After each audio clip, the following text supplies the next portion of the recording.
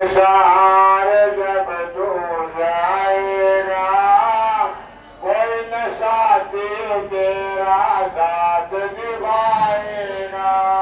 छोड़ कर संसार जब तू जाएगा कोई न साथी तेरा साथ निभाएगा। गुरुदेव का भजन कराना सत्संग कराना दो घड़ियाँ।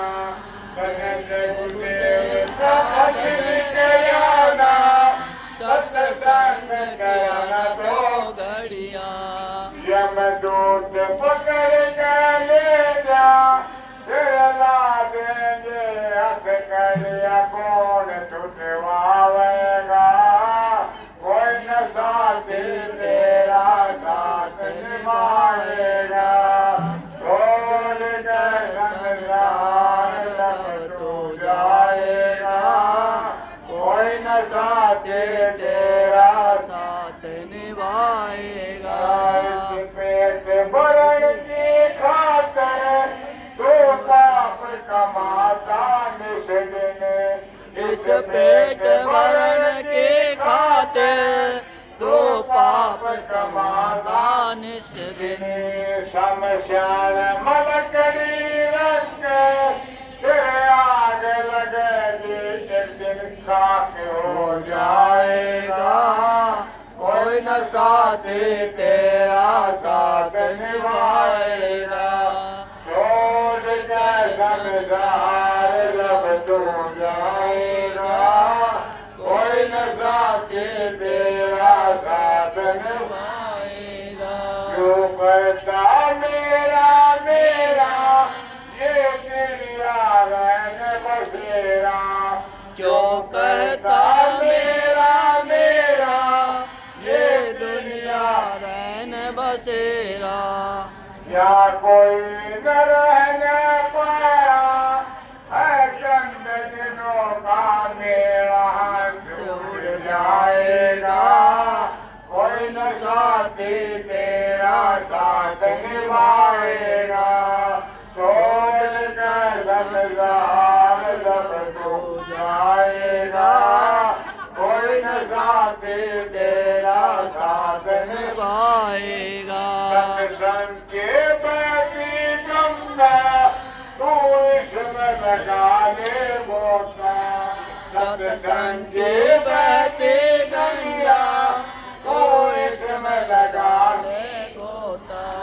वरना तू एक दिन इस दुनिया से जाएगा रोता रोता फिर पछताएगा कोई न साथी तेरा साथ निभाएगा। छोड़ कर संसार जब तू जाएगा कोई न साथी तेरा साथ निभाएगा। गुरु शरण में निस दिन तू प्रीत लगा ले बंदे। गुरु शरण में निस दिन तू प्रीत लगा ले बंदे। कट जाएंगे सब तेरे ये जन्म मरण के बंद पार हो जाएगा कोई न साथी तेरा साथ निभाएगा। छोड़ कर संसार जब तू जाएगा कोई न साथी तेरा साथ निभाएगा। कोई न महाराज की इसलिए हम इस 19 वर्ष को वर्षगांठ के रूप में मनाते हैं कि मालिक का वो समय उस दिन हम लोगों को बराबर याद रहे। उनकी वचनवाणी उनका संदेश बराबर हमें याद रहे। इसलिए ये 19 अगस्त वर्षगांठ के रूप में सत्संग प्रेमी भाई बहन हम मनाते हैं। वास्तव में उस दिन जीवों पर मालिक की विशेष दया रही और वो दृश्य देखने लायक था। किस तरह से बरसात हो रही थी, प्रेमी शहर के लोग उस बरसात में बैठे हुए मालिक का सत्संग का एक एक शब्द बड़े ध्यान से सुन रहे थे और मालिक ने भी दया करने की कोई कसर जीवों पर छोड़ी नहीं।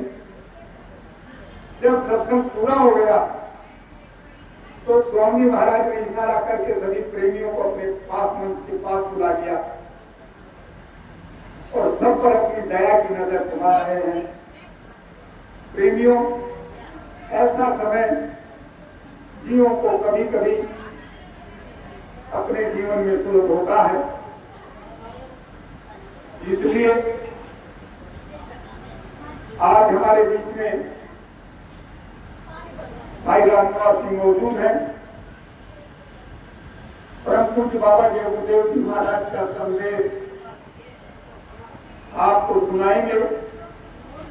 साथ साथ में पूज्य महाराज जी का जो आदेश निर्देश है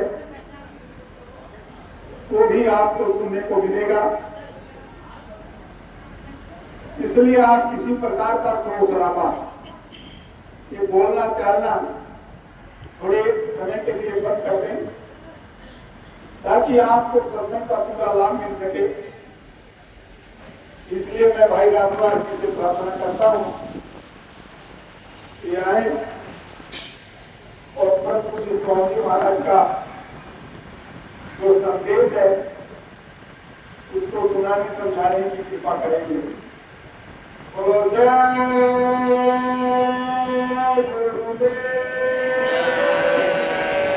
जीवात्मा इसमें जो जो कर्म ये करेगी मनुष्य शरीर में वो ही भोगेगी। ये विधान बना दिया। ये विधान का मतलब कानून, ये कानून बना दिया कि इस मनुष्य शरीर में जो कर्म करेगी तू जीवात्मा, वो सांप में, बिच्छू में, जीव में, कीट में, पतंग में, पेड़ में, पौधे में, पशु में, पंछी में, उनमें बंद की जाएगी, उनमें भोगेगी। वो भोग ये शरीर, ये कर्म का शरीर, इससे कर्म बनेगा, उसमें भोग होगा जाएगा। कर्म जो जो करेगा तू वही फिर भोगना भरना, वही भोगना भरना पड़ेगा। अगर किसी की चुगली कर रहे हो तो भोगना पड़ेगा, अगर किसी की निंदा कर रहे हो तो भोगना पड़ेगा, अगर किसी की सब्जी खा लिए हो तो मैं ब्याज के खिलानी पड़ेगी, अगर किसी की रोटी खा लिए हो मैं ब्याज के भोगना पड़ेगा। बड़ी बारीकी की बात है, बड़े ध्यान से सुनो। जिससे मोह हो गया पत्नी से, पति से, कुटुंब से, यहाँ छूट नहीं सकते, कोई भी नहीं छूट पाएगा।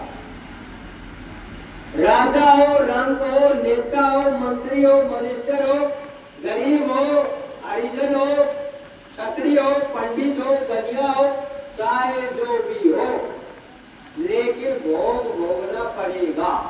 ये किसका नियम है? काल का जिसने शरीर दिया, जिसने रूह जीवात्मा को बिठाया उसका नियम है।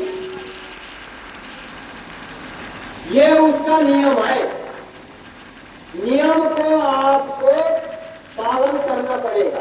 आप सुनिए, अब आप सोचो कि रिश्वत देते और उसके यहाँ रिश्वत चलती होगी, कोई भी रिश्वत उसके यहाँ नहीं चलेगी।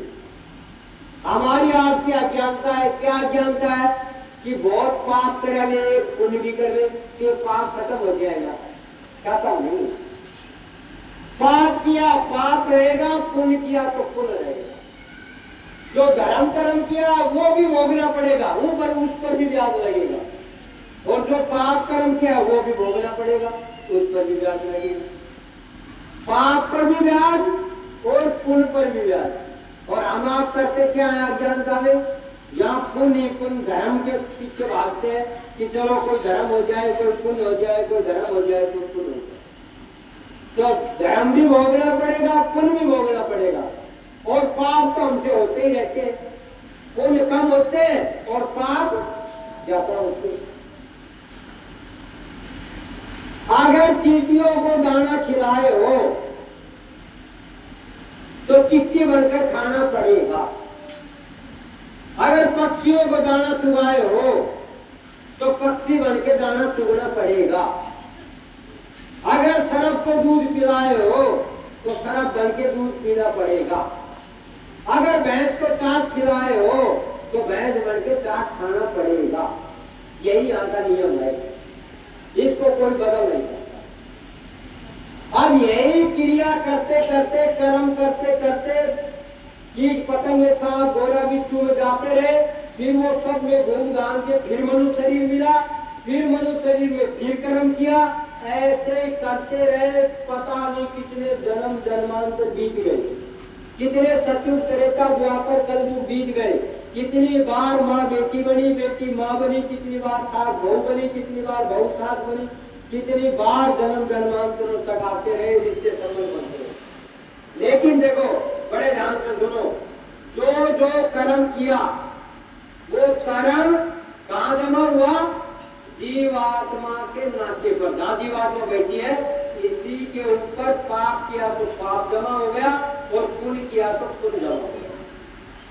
पाप पुण्य पाप पुण्य जमा होते होते और इसी पर जो जीवात्मा उसी पर जो कर्म उसने किए हैं वो कौन उसी पर रहेंगे। ये नहीं बहू ने किया तो सासू पर लग जाए, सासू ने किया तो बहू ना, जो कर्म जिसने किए वो उसी पर लगे रहेंगे। जितनी बार जन्म लोगे वो कर्म नहीं हटेंगे, वो रहेंगे, वो लगे रहेंगे। कर्म के अनुसार पत्नी बनेगी, कर्म के अनुसार पति मिलेगा, कर्म के अनुसार पुत्र मिलेगा, कर्म के अनुसार घर मिलेगा, कर्म के अनुसार गांव मिलेगा, कर्म के अनुसार पशु मिलेगा, कर्म के अनुसार पक्षी मिलेगा। सब कर्म के अनुसार। जिस दिन कर्म का लेन देन चूकता उस दिन आप उसके पास नहीं रह पाओगे, नहीं टिक पाओगे। बड़े ध्यान से सुनो, ये कर्मों की लेयर आवरण। अब जीव को फंसा दिया गया, कर्म करते रहो, जन्मते रहो, मरते रहो, जन्मते रहो, मरते रहो। दो प्रकार की क्रिया करो, अच्छा करो तो पुण्य और बुरा करो तो पाप। अच्छा बुरा दोनों भोगना पड़ेगा, भोगते रहो, मरते रहो, जन्मते रहो। ये उसकी क्रिया है, किसकी? ईश्वर। इसमें कैसे लगे रहोगे? तो उन्होंने 3 देवता बना दिए, ब्रह्मा विष्णु महादेव। एक का काम शरीर को बनाना, दूसरे का काम शरीर की रखवाली करना, चौकीदारी करना, तीसरे का काम शरीर को खत्म कर देना। तीनों के अलग अलग काम। ब्रह्मा का काम बनाना, विष्णु का काम रक्षा करना, शंकर का काम खत्म कर देना। उसके नीचे 33 करोड़ देवता बना दिए। देवताओं का क्या काम? जब इनको कोई तकलीफ हो और जब ये तुझे याद करे तो इनको छोड़ो ना, उसमें फायदा दे देना। तो ये इसी में लगे रहेंगे, पूजा में, पाठ में, तीरथ में, मूरत में, व्रत में। तो रूह जीवात्मा अपने पति अपने घर अपने पिया के पास नहीं जाएगी, वो भूल जाएगी अपने घर को, भूल गए। जब आप और हम अपने घर में थे, अपने वतन में थे, तो अपने घर छोड़ा, अपना पिया छोड़ा, अपना पति छोड़ा, अपना सत्ता मालिक छोड़ा, तो आप रोए चिल्लाए। तो उसने कहा देख रो मत, चिंता मत कर। जैसे लड़की ससुराल जाती है, जब रोती है तो माँ बाप कहते हैं बेटी रो मत, मैं तेरे भाई को चाहता को भेज करके तुझे बुला लूंगी, तू रो मत, मेरा तेरा मिलना रोज रहे, जब इच्छा करेगी तो रहेगा। लेकिन धीरे धीरे आप रो रही है, मैं नहीं जाऊँ, मैं नहीं जाऊँ, लेकिन जाएगी। किसके साथ जाएगी? जो माँ बाप भेज रहे हैं उसके साथ। अब वो उसको जानती नहीं, माँ बाप ने नियुक्त कर दिया, ये मेरी बच्ची को खुश रखेगा, कमाएगा, खिलाएगा और इसको किसी प्रकार की तकलीफ नहीं होने देगा। और इसी के साथ वो माँ बाप की बात को मान करके और एक अनजान व्यक्ति के साथ चली जाती कि नहीं चली जाती। लेकिन धीरे धीरे धीरे धीरे वो उसके साथ रह करके और उससे कर्म क्रिया करके और धीरे धीरे अपनी उस प्रेम प्यार को इतना बढ़ा लेती है कि माँ ही फोन करे बेटा आजा कई दिन बोल माँ ही टेम बोने इधर फेर देखती। अब तो रो रही थी वही नहीं आ रही, उस पति के घर पर जाकर के इतनी लिप्त हो गई, संलिप्त हो गई, आगे नहीं जा रही। तो अब जब हम अपने पिया से जो बिछुड़े तो रोए चिल्लाए, तो उसने कहा था रो मत, मैं तुझे ऐसे के साथ भेज रही हूं कि इसको तू छोड़ना मत नहीं, मेरा तेरा रोज मिलना रहेगा।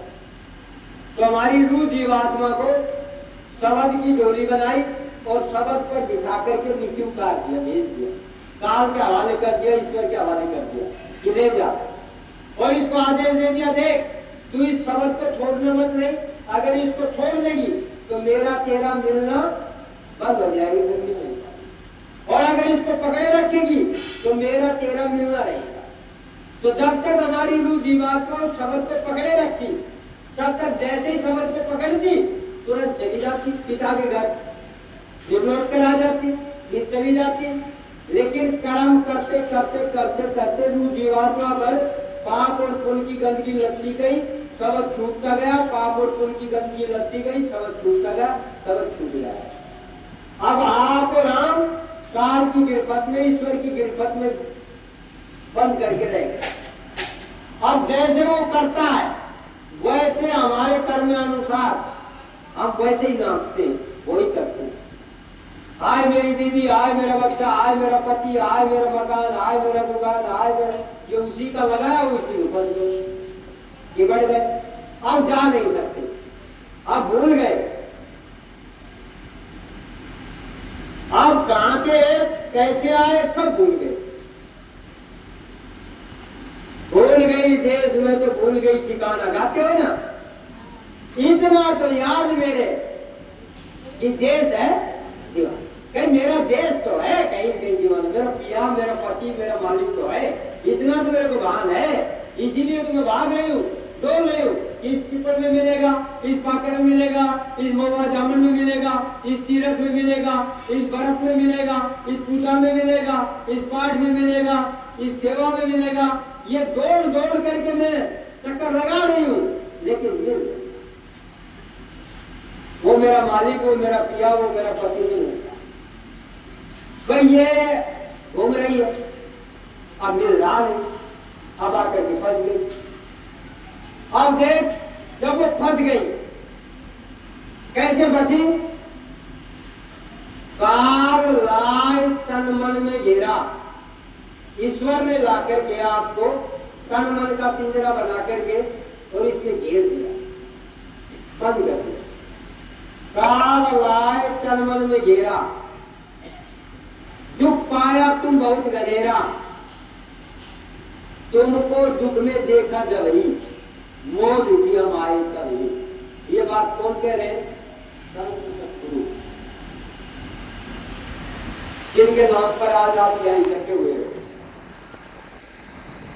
ये कह रहे हैं कि वह काल ने जब आपको चारों तरफ घेर दिया, जाने का कोई रास्ता बचा ही नहीं, तब हम यहाँ आए।